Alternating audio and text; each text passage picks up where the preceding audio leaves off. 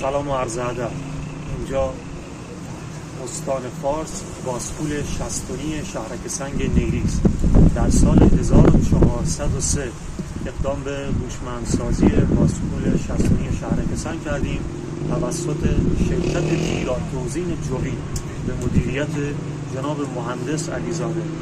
دستگاهی رو که مشاهده می‌کنید مجهز به دوربین پلاچخان، دوربین‌های نظارتی، سامانه جامع ارسال پیامک و همچنین یک نرم افزار اختصاصی هست که به شما این امکان رو میده در هر کجایی که دسترسی به اینترنت داشته باشید تنظیمات دستگاه رو مطابق با سلیقه خودتون تغییر بدید و همچنین از راه دور بر عملکرد دستگاه نظارت داشته باشید.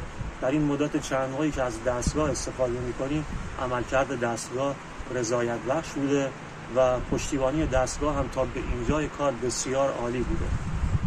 با تشکر از شرکت ویراتوزین جوین و مهندس علیزاده. در پناه حق.